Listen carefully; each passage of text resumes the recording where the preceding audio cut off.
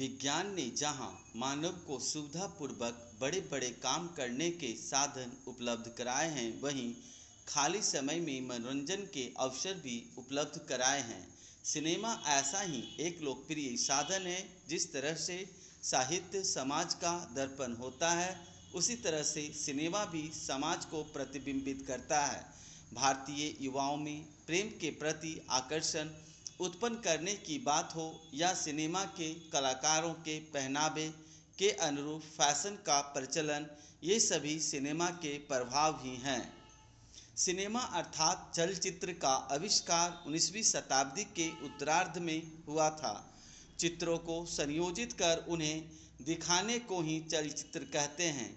इसके लिए प्रयास तो 1870 ईस्वी के आसपास ही शुरू हो गए थे, किंतु इस स्वप्न को साकार करने में विश्वविख्यात वैज्ञानिक एडिसन एवं फ्रांस के ल्यूमियर बंधुओं का योगदान प्रमुख था। ल्यूमियर बंधुओं ने 1895 ईस्वी में एडिसन के सिनेमेटोग्राफी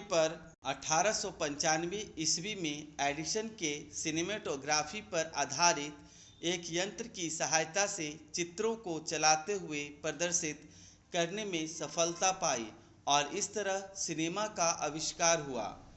अपने आविष्कार के बाद लगभग 3 दशकों तक सिनेमा मूक बना रहा। वर्ष 1927 में वार्नर ब्रदर्स ने आंशिक रूप से श्वाक फिल्म जॉर्ज सिंगर बनाने में सफलता पाई। इसके बाद वर्ष 1928 में पहली पूर्ण श्रावक फिल्म लाइट्स ऑफ न्यूयॉर्क का निर्माण हुआ।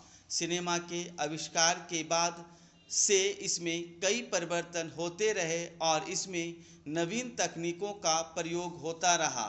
अब फिल्म निर्माण तकनीक अत्यधिक विकसित हो चुकी है, इसलिए आधुनिक समय में निर्मित सिनेमा के दृश्य एवं ध्वनि बिल्कुल स्पष्ट होते हैं। सिनेमा की शुरुआत से ही इसका समाज के साथ गहरा संबंध रहा है।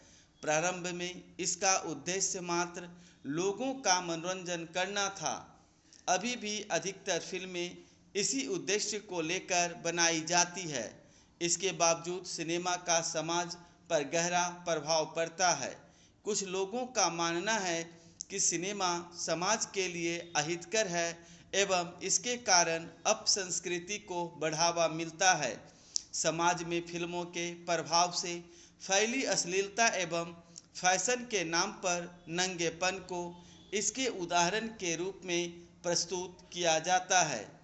किंतु सिनेमा के बारे में यह कहना कि यह केवल बुराई फैलाता है, सिनेमा के साथ अन्याय करने के तुल्य होगा।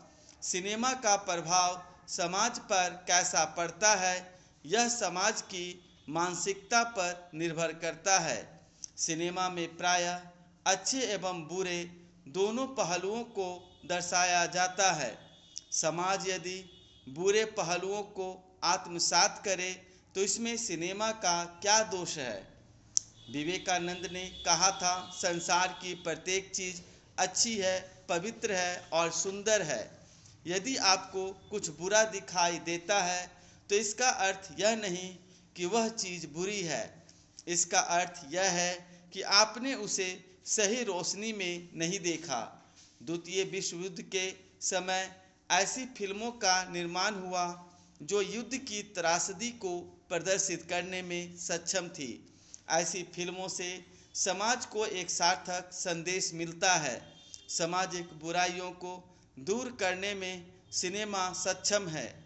दहेज प्रथा, बाल विवाह इस जैसी अन्य सामाजिक समस्याओं का फिल्मों में चित्रण कर कई बार परंपरागत युग बुराइयों का विरोध किया गया है। समसामयिक विषयों को लेकर भी सिनेमा निर्माण सामान्यतया होता रहा है। भारत की पहली फिल्म राजा हरिश्चंद्र थी।